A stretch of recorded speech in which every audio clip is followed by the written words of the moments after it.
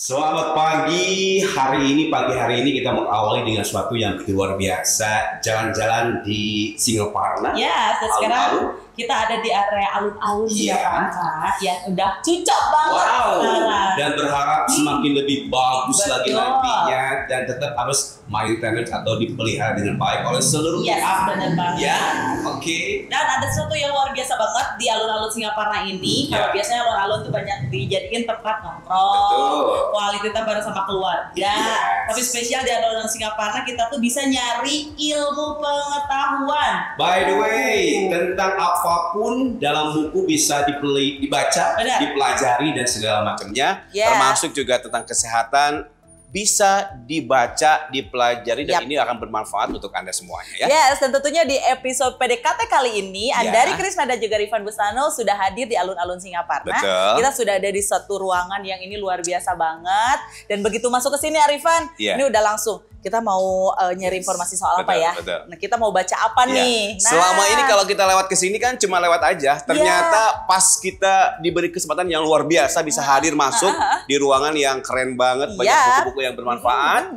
Seperti ini kita akhirnya. Ya, benar banget. Kita ada di tempat banyak sekali buku-buku. Kalau orang tahu tempat banyak buku, tempat banyak ilmu pengetahuan, tempat banyak informasi, berarti kita ada di perpustakaan. Pojok baca, perpustakaan untuk semuanya warga Kabupaten Tasikmalaya. Dan sudah bersama dengan kami di sini adalah sumber yang cantik banget, suaranya oke banget.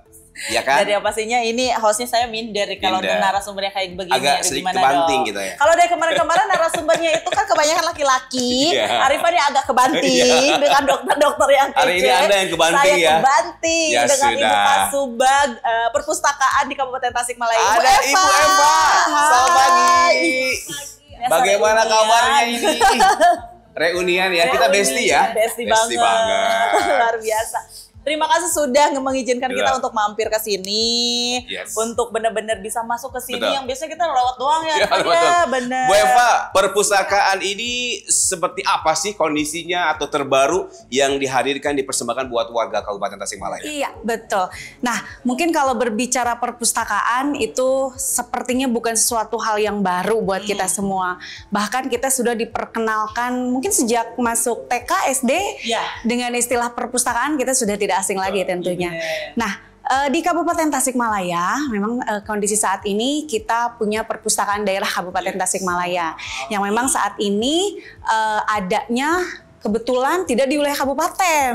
Kalau perpustakaan kabupaten yang utama adanya di wilayah kota, di alun-alun Tasikmalaya. Saudara kembar kita lah ya. Di kota, karena memang dulunya mungkin di sana. Nah, alhamdulillah ini hampir mau 2 tahun nih di sini.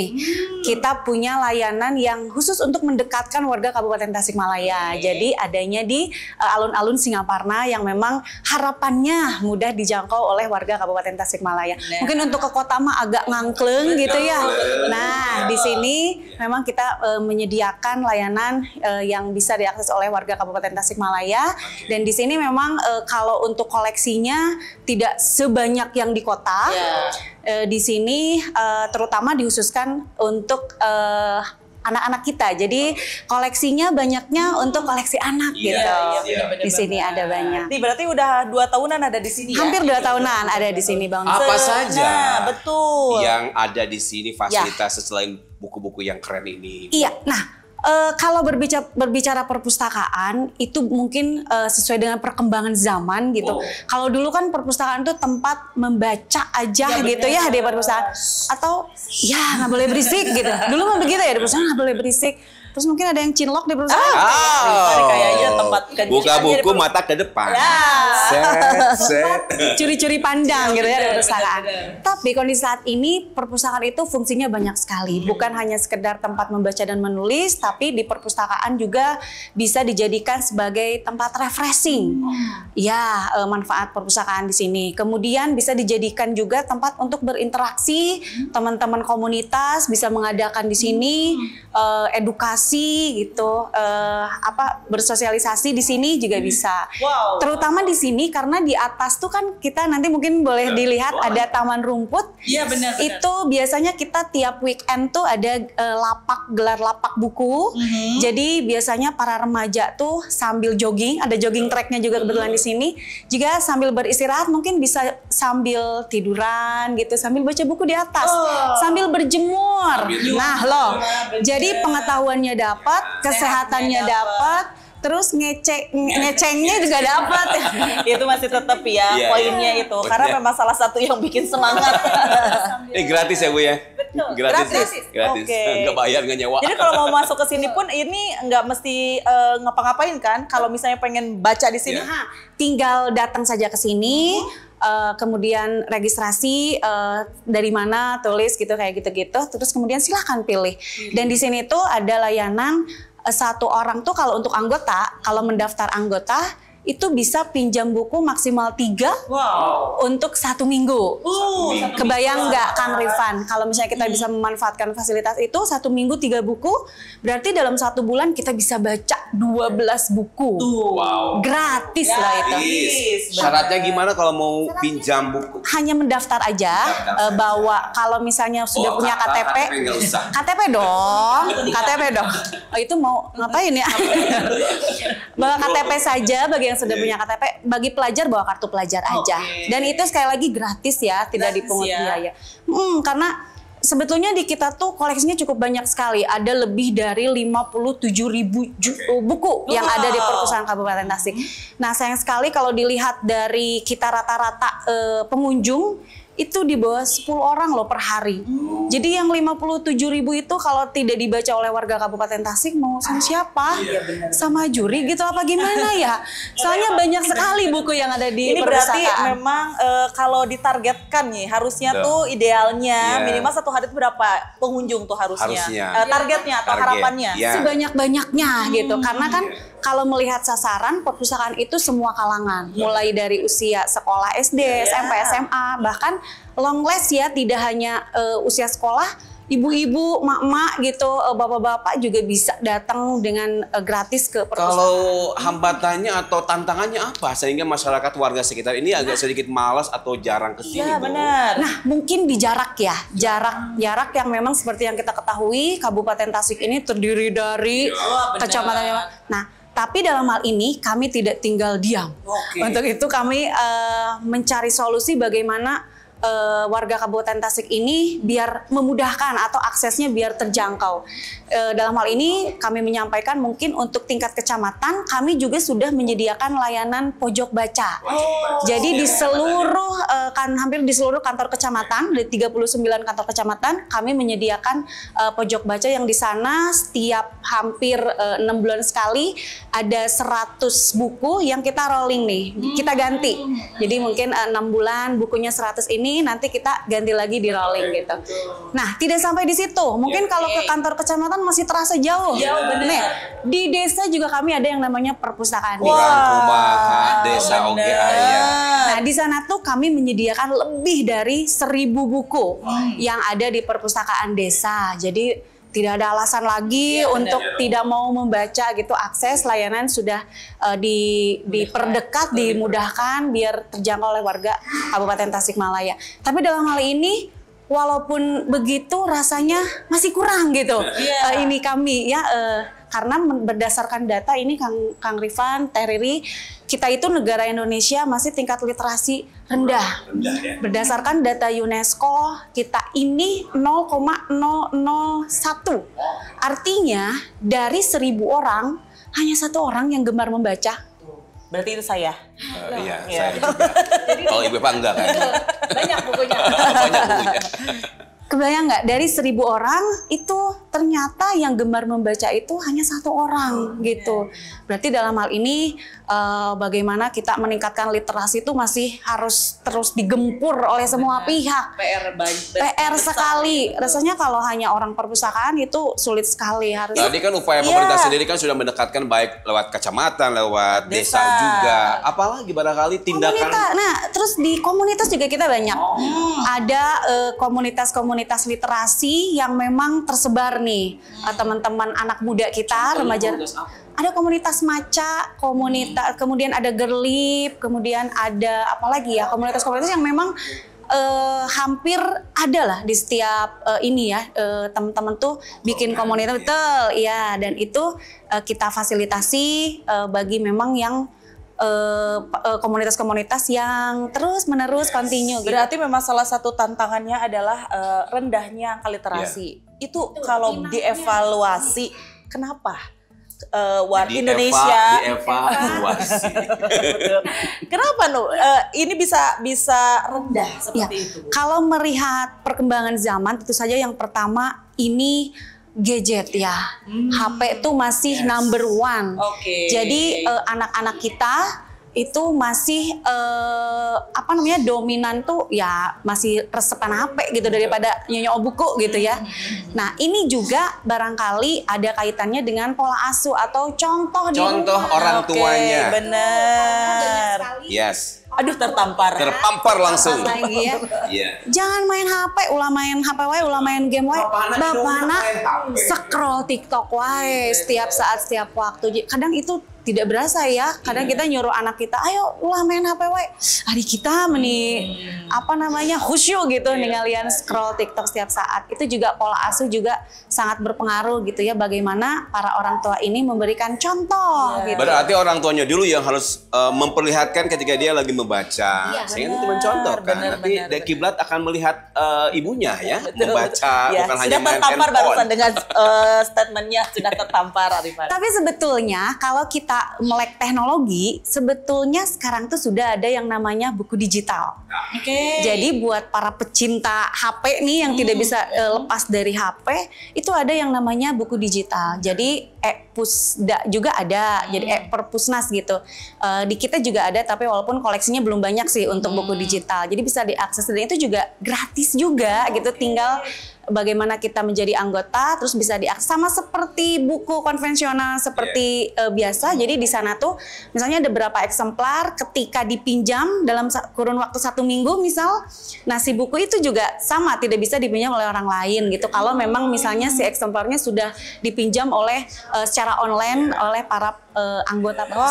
Baik, Terry, ini kita pengen cari tahu juga Bu Eva, kira-kira kualitas kelayakan buku-buku yang ada di perpustakaan Kabupaten Tasikmalaya ini seperti apa? Mungkin terbitan tahun berapa paling lama? Iya, paling benar. Iya, nah memang kalau untuk koleksi, tadi sudah disampaikan di awal, kita tuh ada lebih dari 57.000 buku yang ada. Itu dari berbagai jenis. Ada yang namanya dari ilmu pengetahuan, banyak. Kemudian dari sisi keagamaan, koleksi agama. Kemudian kesehatan juga ada.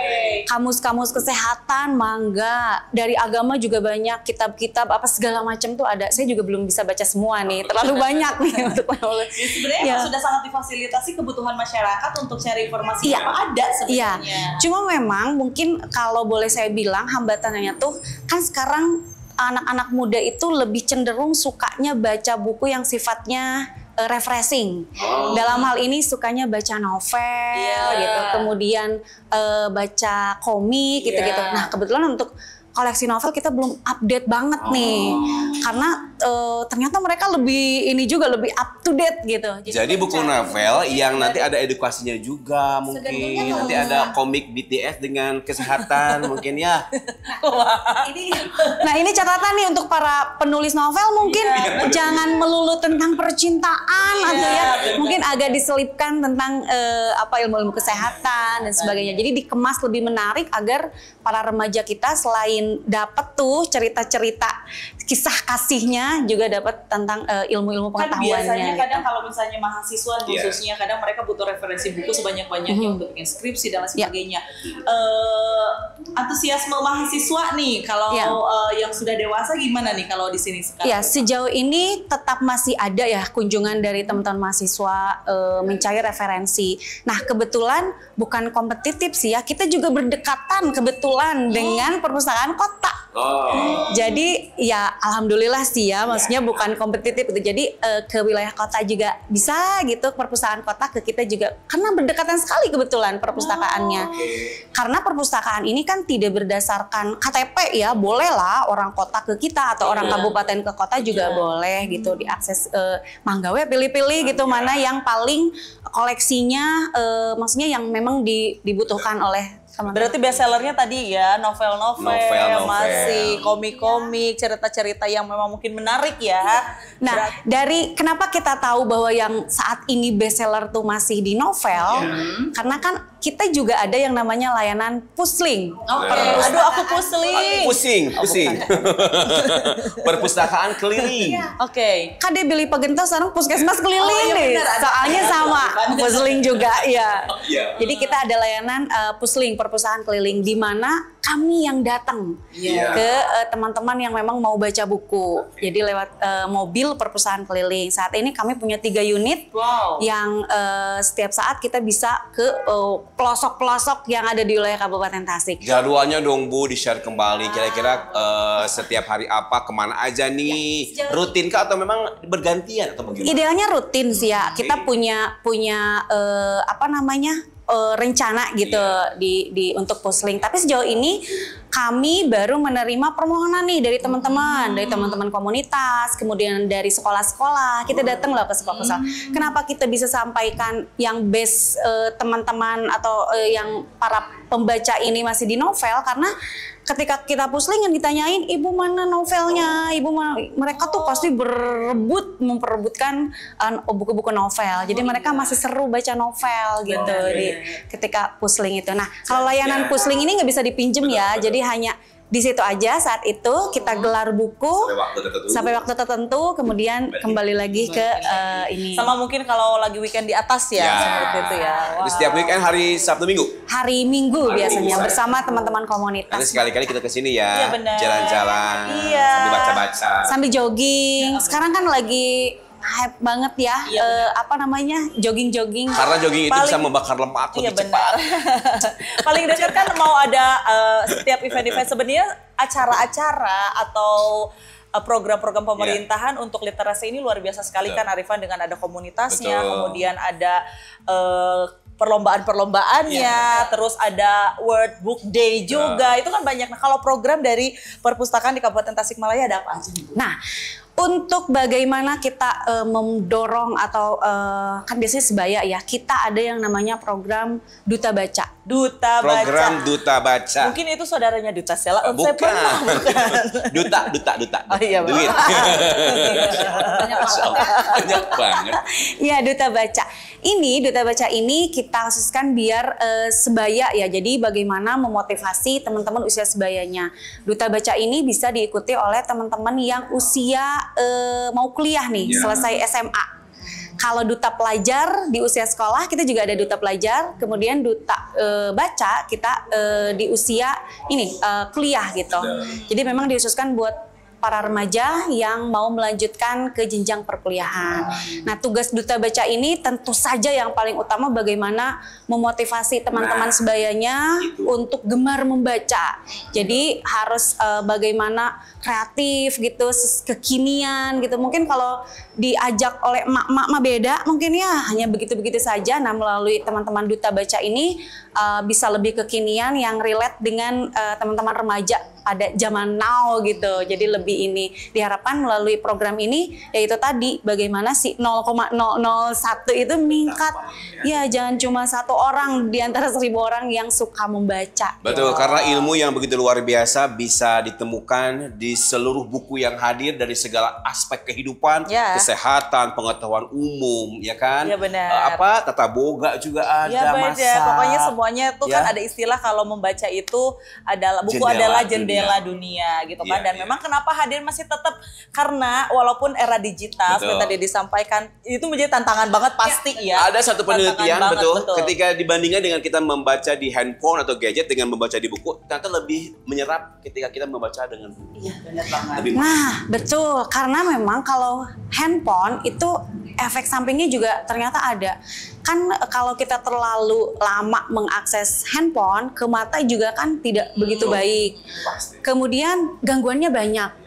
Lagi baca tiba-tiba ada notif WA, notif IG. Kan kalau nggak dibaca rasanya penasaran gitu. Jadi ke distract gitu. Jadi dalam hal ini kayaknya kita masih merekomendasikan baca buku gitu dari buku yang memang konvensional. Atau enggak imbangilah kalau misalkan 5 jam lihat handphone mungkin sejam buku lah tiap hari gitu. Jangan tidak sama sekali ya Bu Eva. Tapi memang itu yang menjadi tantangannya adalah dengan kehadiran era digital ini memang yang konvensional tuh memang kadang suka jadi terabaikan padahal yang konvensional masih tetap diperlukan. Masih diperlukan, betul sekali. Luar biasa. Berarti novel yang paling best seller itu di kalangan remaja. Nah, kalau antusiasme masyarakat umum selain kalangan remaja nih, ini kayak gimana Bu sejauh ini ke sini? Ya, ibu-ibu, bapak-bapak kayaknya masih kurang deh, kurang gitu ya untuk baca buku. Padahal di kami juga menyediakan memang buku-buku umum. Misalnya yang klise gitu, bagaimana cara menanam gitu-gitu kami ada. Biasanya ini digunakan oleh para komunitas pertanian misal. Karena kan kita harus berkolaborasi ya, mungkin di sisi edukasi atau buku-buku pengetahuannya dari kami, mungkin nanti praktek di lapangannya bisa berkolaborasi dengan teman-teman di Dinas Pertanian. Seperti itu di komunitas pertanian. Tapi sejauh ini ya itulah tadi untuk usia-usia bapak-bapak ibu-ibu kayaknya jarang sekali berkunjung ke perpustakaan. Jadi sejauh ini masih usia-usia produktif, dalam hal ini usia remaja, anak-anak dari sekolah gitu sering-sering berkunjung ke perpustakaan. Bu, kalau untuk perawatan sendiri seperti apa sih Bu ini yang rutin dilaksanakan oleh dinas? Nah, untuk layanan perpustakaan kami pengelolaan perpustakaan oleh yang namanya pustakawan. Ya, di kami kebetulan ada pustakawan yang memang bertugas untuk bagaimana mengelola perpustakaan, dibantu dengan teman-teman pengelola perpustakaan. Bagaimana mengecek, kadang-kadang gini, teman-teman pengunjung datang, kita kan sudah menyusun nih di sini sesuai boleh dilihat. Iya, tapi nggak apa-apa nanti dibenerin oleh para petugas kami.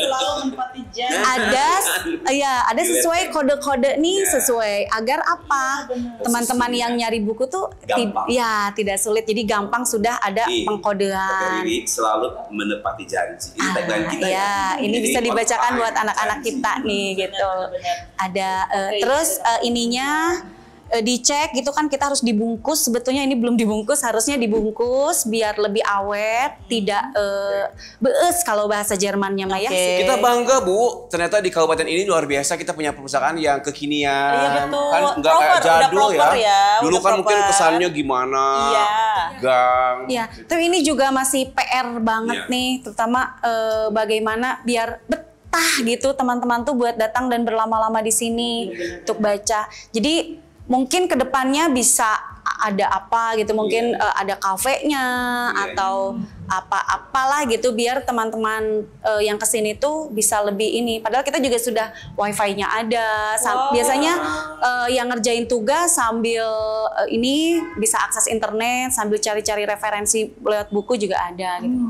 Untuk jam operasionalnya kalau di perpustakaan umum ini dari jam berapa sampai jam berapa? Sesuai jam kerja, kami buka mulai jam 8 karena beres-beres dulu ya, jam 8 sampai jam 3 sore. Setiap harinya.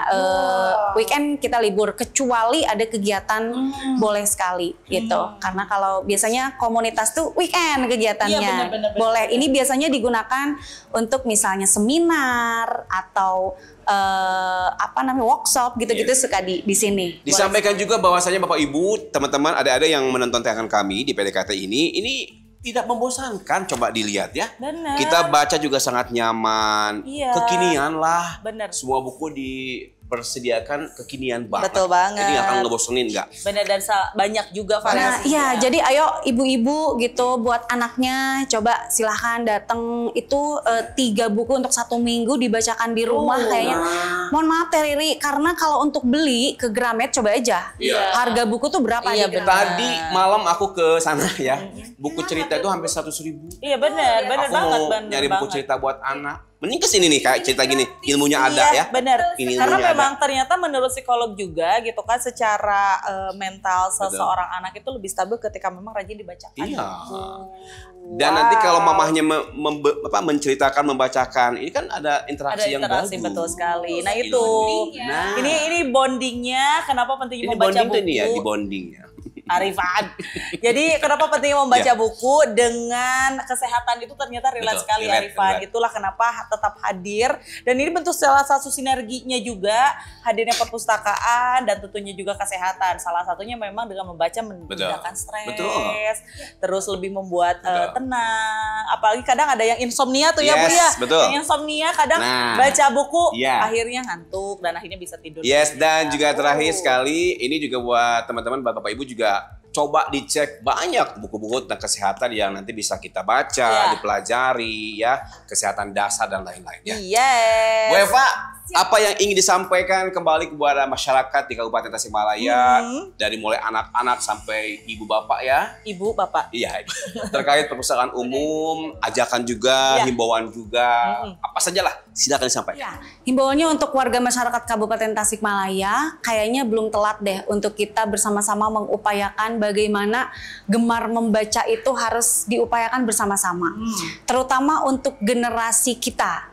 Belum terlambat juga bagi emak-emak, bapak-bapak, hayu masih bisa untuk mencari referensi ilmu pengetahuan yang ada di perpustakaan.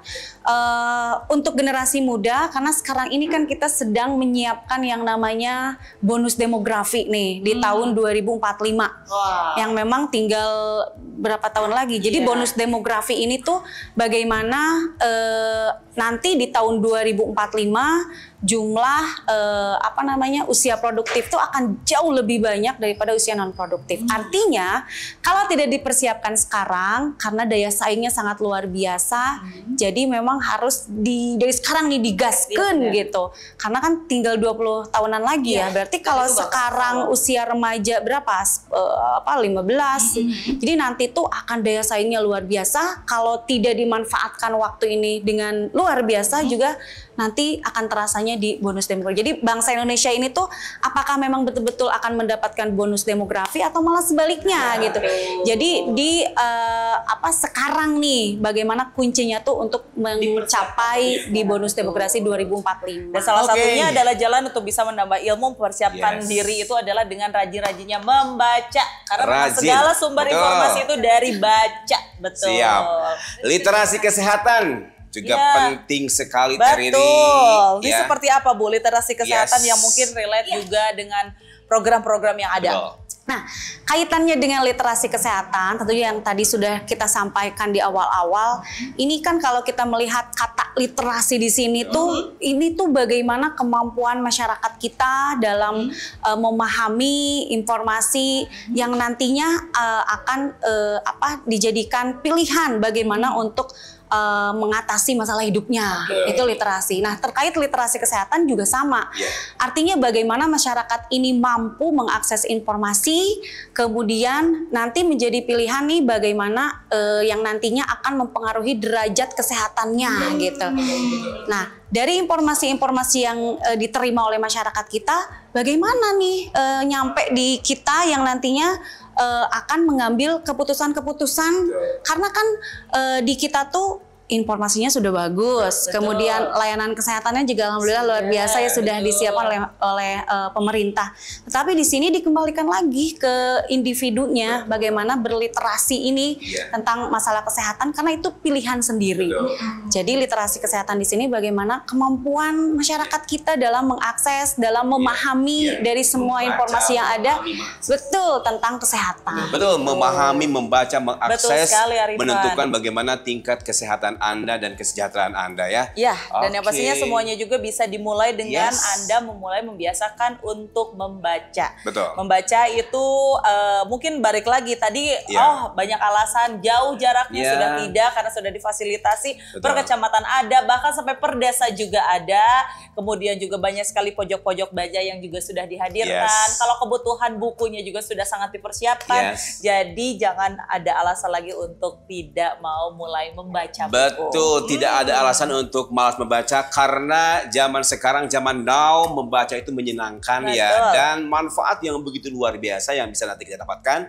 Itu dia untuk kesejahteraan kita, untuk kesehatan kita lebih baik, pengetahuan lebih oke, dan untuk prestasi juga akan menunjang sekali ya. Iya, ya yang pastinya ini benar-benar luar biasa sekali. Terakhir nih Bu Eva, berarti upayanya nih untuk meningkatkan literasi kesehatan kayak gimana sih? Ya, literasi kesehatan tentunya tidak hanya oleh pihak-pihak tertentu saja. Ini harus semua pihak ikut serta di dalamnya. Ada yang namanya pentahelix.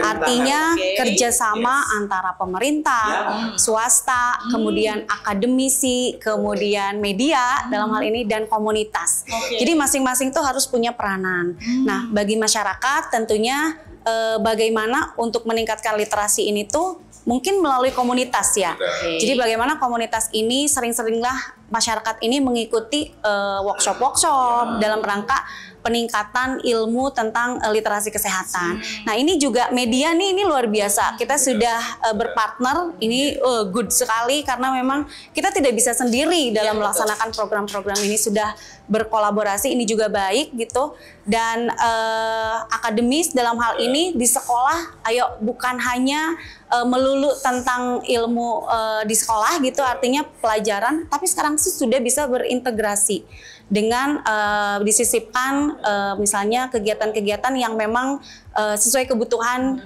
anak-anak sekolah kita sekarang gitu. Jadi intinya bagaimana semua pihak ini dari pemerintahnya sudah bagus, kemudian masyarakatnya juga sudah bisa bagaimana menggapai gitu atau memanfaatkan fasilitas yang kita jadi semua pihak tuh punya peranan sendiri-sendiri. Akhirnya si literasi kesehatan ini tuh memang betul-betul bisa sesuai dengan harapan kita.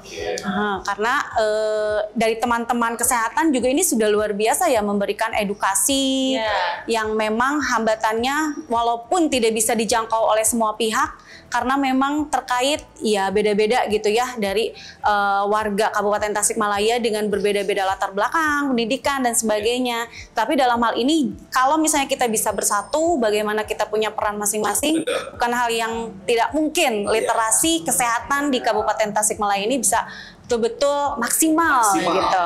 Karena pada akhirnya literasi kesehatan ini sangat erat kaitannya dengan derajat kesehatan. Betul sekali. Derajat kesehatan akan semakin membaik, meningkat. Dan ditunggu juga untuk kolaborasi Perpustakaan Umum dengan Dinas Kesehatan nanti yang berkolaborasi dan yang lainnya untuk sama-sama saling menunjang. Balik lagi juga masyarakat, kalau misalnya apapun, sekeren apapun program dari pemerintah, kalau memang tidak disupport juga oleh masyarakat, itu tidak akan berjalan. Jadi informasikan apapun informasi yang disampaikan lewat PDKT ini, dan jangan lupa juga untuk rajin-rajin datang ke perpustakaan. Mari kita rajin-rajin membaca, karena dengan membaca kita akan mendapatkan banyak sekali manfaat. Baik, dari alun-alun Singaparna, hari ini kita sudah berbincang dengan luar biasa. Bu Eva sudah diskusi yang bermanfaat sekali, panjang lebar. Intinya jangan lupa untuk membaca dan menyenangkanlah untuk masuk ke perpustakaan umum ya. Baiklah, terima kasih untuk PDKT episode hari ini Bu Eva. Sehat terus, lancar untuk semua program-programnya, dan kita habis ini mau baca buku dulu ya. Yuk, baca dulu yuk. Menuju ke PDKT di episode berikutnya. Akhirnya saya Rifan Bustano Arifin dan Anda Krisna pamit, dan juga Ibu Eva pamit. Dadah, assalamualaikum. Salam literasi. Salam literasi.